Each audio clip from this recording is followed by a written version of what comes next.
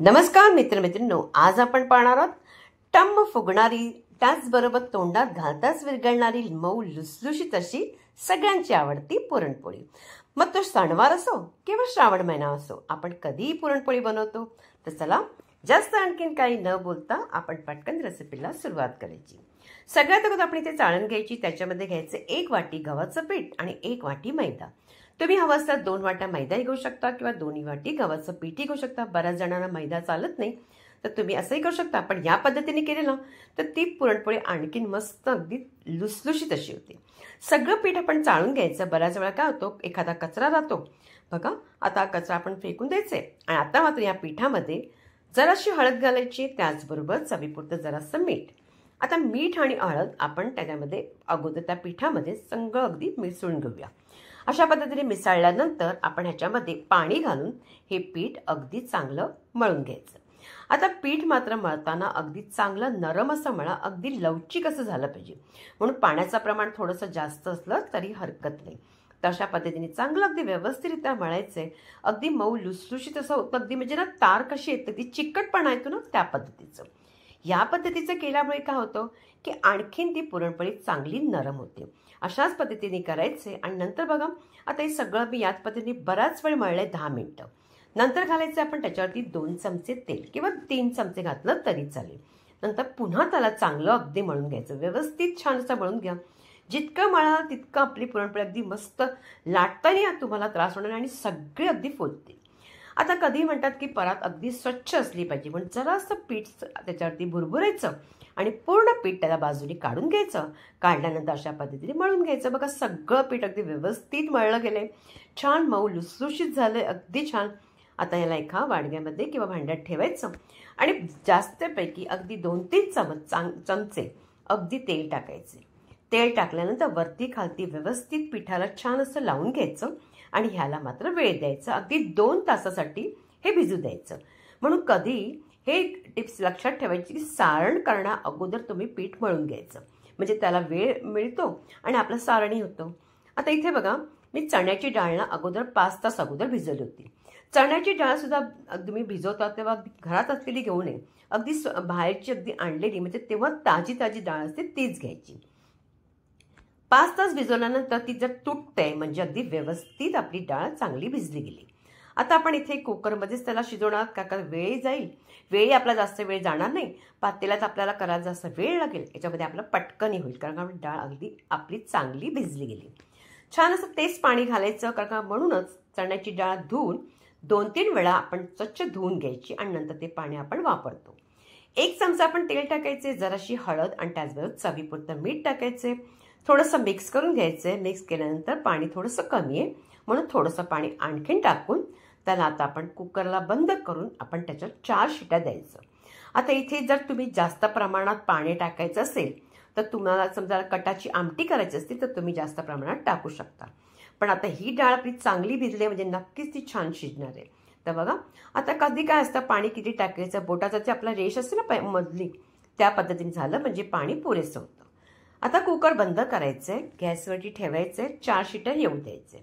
4 शिट्या आल्यानंतर कुकराला थोडा वेळ द्यायचा, पूर्ण वाफ निघू द्यायची. वाफ पूर्ण निघाली की नंतर आपण त्याला अगदी त्याचं झाकण काढायचं. आता बघा, तुम्ही पाहिलंच असेल, तेल टाकल्यामुळे डाळसुद्धा वरती आलेली नाही आणि तुम्हाला काढूनही दाखवते की डाळ बघा किती चांगली शिजली. असंच कळते की डाळ छान शिजली. हातावरती घेऊन बघा, मस्त दाबली जाते.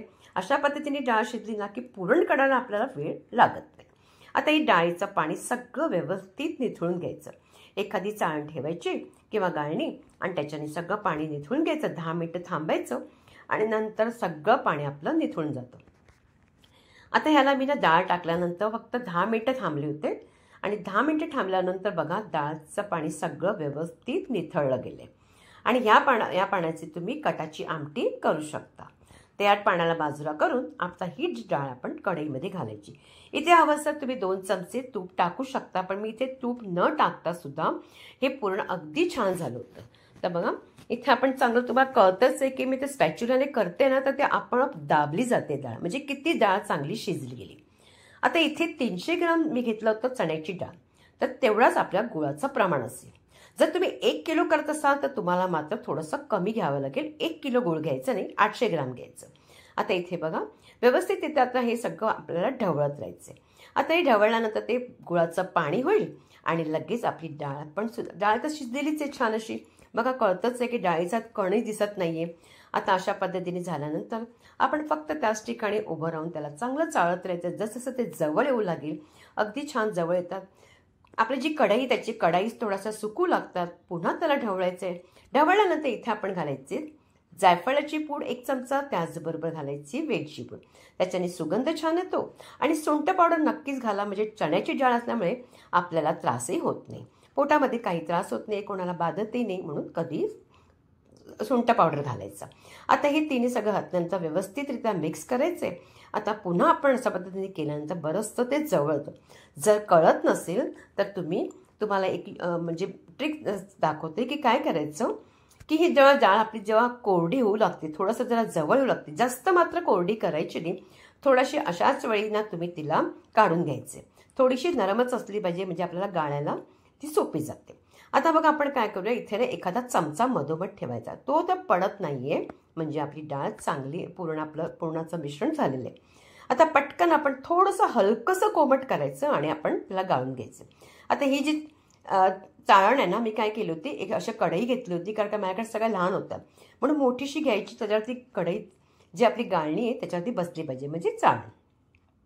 आता मात्र काय करायचं, एखादा ग्लास किंवा पेला लांब असेल ना तर बरा. तर तुम्ही लहान घेतलेला वाटी तर त्याला गरम असल्यामुळे तुम्हाला त्याला चटके लागू शकतात, म्हणून या पद्धतीने घेऊन व्यवस्थित करायचे. आणि झटपट होते कारण का ही थोडीशी नरम आहे. तर बघा हे सगळं काढून घ्यायचं. आणि असं केल्यानंतर जर तुम्हाला कधी पुरण झाल्यानंतर तुम्हाला असं वाटते की हे नरम आहे, तर काय करायचं, काही घाबरण्याचं कारण नाही. तुम्ही पुन्हा गॅसवरती ठेवून हलकंसं तुम्ही पुन्हा त्याला करू शकता, म्हणजे तुमचं ते पुरण अगदी परफेक्ट होईल. जे नवशिकाऊ असतात त्यांना बऱ्याचशा चुका होतात त्यांच्याकडे.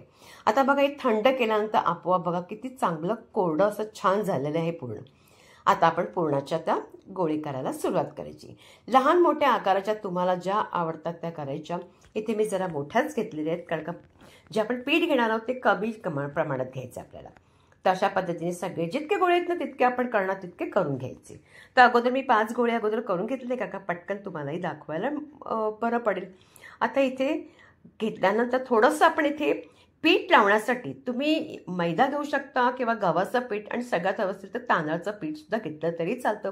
सरसरीत अगदी ती लाटली जाते. तर इथे बघा मी मैदा आणि मी गव्हाचं पीठ दोन्ही मिक्स करून घेतलं होतं. आता पीठ काढतानाच बघा किती पीठ आपल्या 2 तासानंतर अगदी चांगलं लुसलुशीत झालेलं, अगदी मस्त नरम असं. एखादा थोडासा गोळा घ्यायचा. आता मात्र ही ट्रिक लक्षात ठेवा, सगळ्यात महत्त्वाचं काय करायचं, ज्यांना कळत नसेल ना त्यांनी हाताच्या तळावर पीठ ठेवून अशा पद्धतीने बाजूबाजूने दाबत राहायचं. दाबत राहिलं की बघा अगदी सोपं आहे, काहीच होत नाही, कोणीही करू शकेल. अशा पद्धतीने केल्यानंतर पुरणाचा गोळा ठेवायचा. मग त्याला थोडंसं असं त्याच्यावरती उलट करून हा जो पुरणाचा गोळा आहे त्याच्या आतमध्ये दाबत राहायचा. आणि जो खालचं जे पीठ आहे ना त्या हाताने आपण वरच्यावर करत राहायचं. वरच्यावर त्या हाताने करायचं, या बाजूने तुम्ही त्याला आतमध्ये करायचं, म्हणजे व्यवस्थित आपलं ते पुरणाचा गोळा त्याच्यामध्ये पिठामध्ये जातो आणि व्यवस्थित आपला छान असा गोळा रेडी होतो. बघा काही होत नाहीये. आणि नंतर आपण हे जे आपण त्याला जोडून टाकायचं. पण तुम्ही बघाल ना तर तिथे जोडलेलं कळत सुद्धा नाहीये, म्हणजे अगदी पॅक झालं ना ते कळत सुद्धा नाही की व्यवस्थित झालंय, कुठेही काही दिसत नाहीये. म्हणून काही तुमची निघण्याची किंवा फुटण्याची काहीच प्रॉब्लेम होणार नाहीये पुरणपोळी आपण लाटताना. आता हे छान असं झालं, हलकंसं मी असं दाबून घेतलं. आता पीठ लावून आपण त्याला लाटून घ्यायचं. आता पीठ लाटताना सुद्धा ही टिप्स लक्षात ठेवा की बऱ्याच जणांना पोळपाटावर जमत नाही, तर तुम्ही कपडा त्याच्यावर पातळसा घालू शकता किंवा सगळ्यात अगदी चांगलं बटर पेपर घ्यायचं. नाहीतर एखादा कुठला अगदी प्लेन पेपर असेल ना सफेद, तरी तो घेतला तरी चालेल. आणि अगदी हलक्या हाताने खालच्या दिशेने पोळीला अगदी लाटत राहायचं. अगदी हलक्या हाताने लाटायचं, म्हणजे ती पोळी अगदी छान लाटली जाते. आणि फक्त बटर पेपर तुम्ही फिरवत राहायचा. तुम्हाला त्या पोळीला उचलायचं नाही आहे बिलकुल. हे लक्षात ठेवायचं आहे. ज्यांना कळत नाही त्यांच्यासाठी सांगते. तर खालच्या दिशेने तुम्ही त्याला अशा पद्धतीने अगदी त्याला लाटायचं. बघा छान अशी आपली पोळी मस्त अशी लाटली गेली. काही प्रॉब्लेम झाला नाही. कुठेही सारण बाहेर आलेलं नाही आहे. आणि अशाच पद्धतीने करायचं म्हणजे तुमची पोळी काहीही होणार नाही. आणि आपण पीठही चांगलं केलं होतं. आता ही पोळी पटकन तव्यावर घालायची. 2 मिनटं थांबायचं. पटकन त्याला अशी शेकून घ्यायचं. आता अशा पद्धतीने झाल्यानंतर थोडंसं तूप टाकायचं. तेल टाकत असाल तर तुम्ही जे टाकतात ते तूप टाकल्यानंतर त्याला उलट करायचं आणि तुम्ही नंतर पाहाल ना पुन्हा तूप टाकायचं आणि ती आपोआप ना काही न करता त्याच्या कडासुद्धा न दाबता आपोआप फुलते. अगदी मस्त फुलते. छान अशी फुलून येते आणि आपला चांगला मस्त टम्म फुगता. आणि अशा पद्धतीने पीठ केलं ना तर तुमची एकही पुरणपोळी न फुलल्याशिवाय राहणार नाही. तर अगदी मी ज्या पद्धतीने तुम्हाला सांगितलं आहे त्याच पद्धतीने सगळं काही व्यवस्थितरित्या करायचं आहे. पीठही त्याच पद्धतीने मळायचं आहे. आणि ती सगळ्यात महत्त्वाचं म्हणजे पीठ अगोदर तुम्ही मळून घ्यायचं आणि त्यानंतर सारण करायचं म्हणजे तुम्हाला वेळही मिळेल. आणि बघा छान अशी आपली पुरणपोळी रेडी झाली. रंगही सुरेख आले. अगदी कुठे करपलेली नाही. आता पटकन सगळ्या पुरणपोळ्या आपण काढून घ्यायच्या.